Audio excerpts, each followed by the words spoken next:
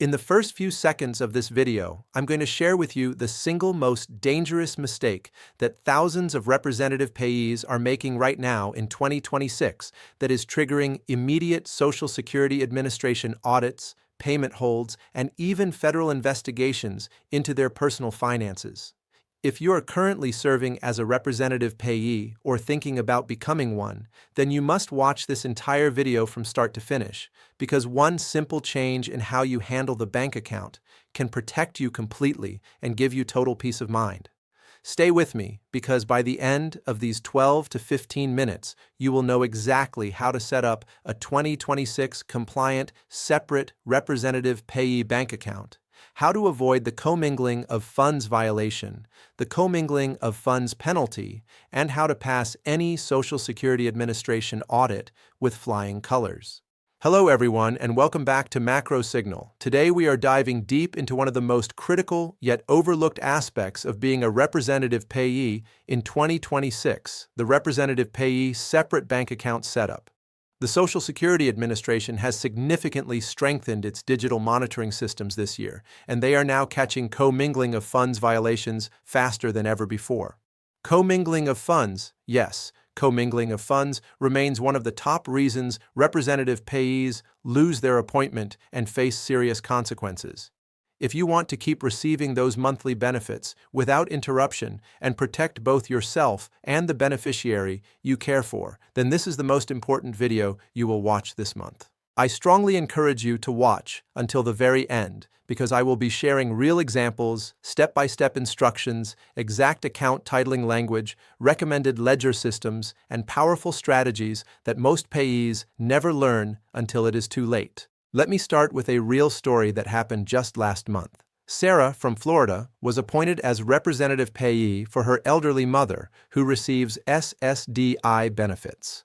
Sarah thought it would be simpler to deposit her mother's Social Security checks into her own personal checking account, since she was already managing the household bills.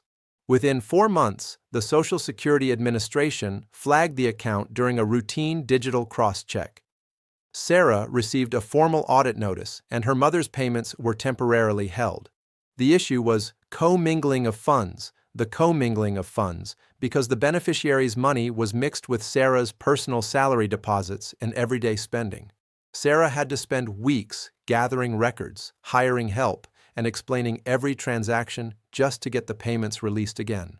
This is happening to hundreds of families every single month in 2026 because the new Enhanced Oversight Initiative makes it easier for the Social Security Administration to detect when beneficiary funds are not held in a properly titled separate account.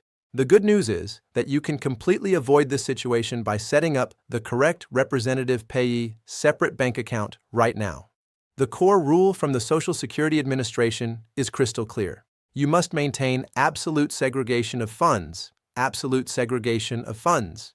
This means the beneficiary's Social Security or SSI money must never be mixed with your own personal money, your spouse's money, or any other beneficiary's money if you serve multiple people. Commingling of funds, the commingling of funds, is strictly prohibited because it makes it impossible to prove that every dollar was used only for the beneficiary's needs. When you violate this rule, even unintentionally, the Social Security Administration can remove you as representative payee, demand repayment of any questionable amounts, and in serious cases, refer the matter for further investigation. So, how do you set up the right account in 2026? Let's walk through the complete process step by step so you understand every detail. First, you need to open a new dedicated checking or savings account at a federally insured bank, credit union, or financial institution. When you go to the bank, you must clearly explain that you are opening this account as a representative payee acting in a fiduciary capacity for a specific beneficiary. Provide the bank with a copy of your SSA appointment letter and the beneficiary's Social Security number. The exact account titling is extremely important, and this is where many payees make their first mistake. The account must be titled in a way that shows the beneficiary owns the funds and you only have fiduciary interest. Acceptable titling examples include Jane Doe by John Smith as Representative Payee, or Jane Doe John Smith Representative Payee, or for the benefit of Jane Doe, John Smith Rep Payee. The words Representative Payee, or fiduciary, or custodian for should appear clearly so there is no doubt about ownership. Never title the account in your own name alone, and never give the beneficiary direct online or check writing access if the Social Security Administration has determined they need a payee. Many people ask whether they can use their existing joint account. The answer in almost all cases is no. Using a joint personal account creates commingling of funds. Commingling of funds because your own deposits and withdrawals will mix with the beneficiary's money. Even if you try to keep mental track of which dollars belong to whom, the Social Security Administration's digital audit systems will still flag the account because they look for clean separation. One gentleman I spoke with, Robert from Texas, learned this the hard way. He was payee for his disabled adult son. He kept everything in a joint family account, thinking it was easier for paying shared rent. When the audit came, the reviewer could not quickly distinguish which transactions were for his son versus the rest of the family. Robert had to reconstruct 6 months of spending from memory and receipts. It took him over 40 hours and created enormous stress for the whole family. After that experience, he immediately opened a proper separate representative payee account and now sleeps much better at night. If you are representative payee for more than one beneficiary, then you have 2 main options. The first and often simplest is to open completely separate individual accounts for each person. This provides the cleanest audit trail and reduces risk dramatically. The second option is a collective account, but only if you first receive written approval from the Social Security Administration. In a collective account, all beneficiaries' funds can sit in one master account, but you must maintain meticulous individual ledgers showing exactly how much belongs to each person at all times. The collective account must still be titled properly to show it holds beneficiary funds, and it must remain completely separate from your organization's or personal operating funds. Do not attempt to set up a collective account without SSA approval, because that itself can become a red flag. Once the account is open, the real work begins with record keeping. The Social Security Administration requires what they call meticulous ledger maintenance. Meticulous ledger maintenance. You should record every single deposit and every single withdrawal with the date, amount, description, and supporting receipt or invoice. Many successful payees use simple spreadsheet templates or dedicated apps that allow photo attachment of receipts. At minimum, you should reconcile the account every single month when the bank statement arrives. Compare the ledger balance with the actual bank balance and investigate any difference immediately. This monthly reconciliation habit alone will protect you during audits because it shows the Social Security Administration that you are treating the role with the seriousness it deserves. Let's talk about what expenses are allowed, because this is another area where confusion leads to problems. As representative payee, you must use the funds for the beneficiary's current needs first. Things like housing, food, clothing, medical care, not covered by insurance, transportation, and personal items. Any money left over after meeting those needs should be saved in the same account for future needs.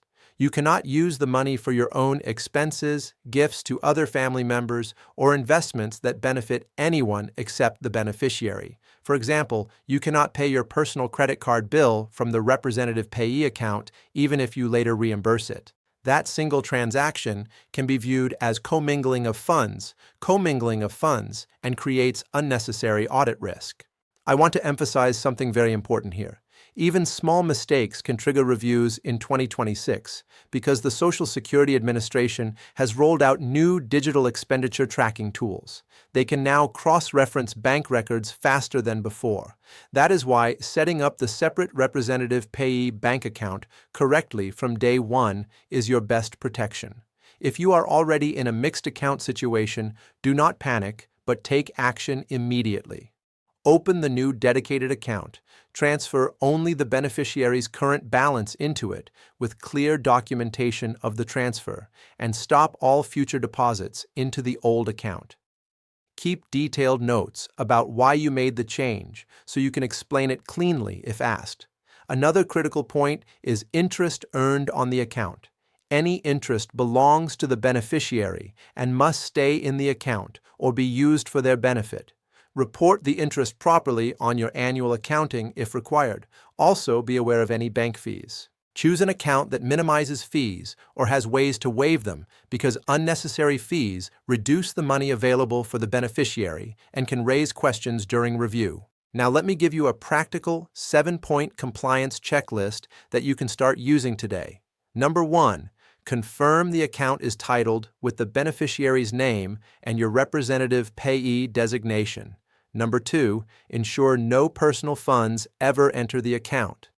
Number 3, deposit every Social Security or SSI payment directly into this dedicated account. Number 4, maintain a monthly ledger with every transaction documented. Number 5, reconcile the account balance every month without fail. Number 6, keep all receipts and statements organized for at least 2 years. Number 7, never give the beneficiary direct access to the account if they have been determined to need a payee. Following this checklist will dramatically reduce your risk of any problems.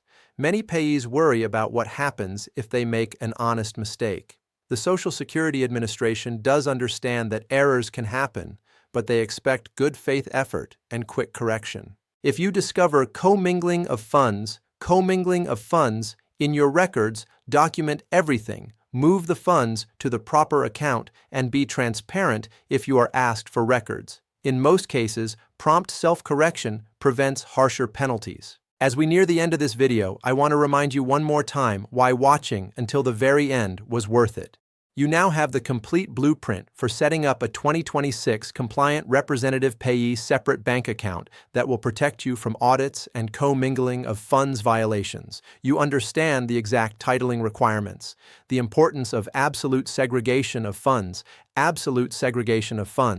how to maintain the meticulous records that the Social Security Administration expects. Families across the country are successfully using these same strategies to manage benefits safely and with confidence.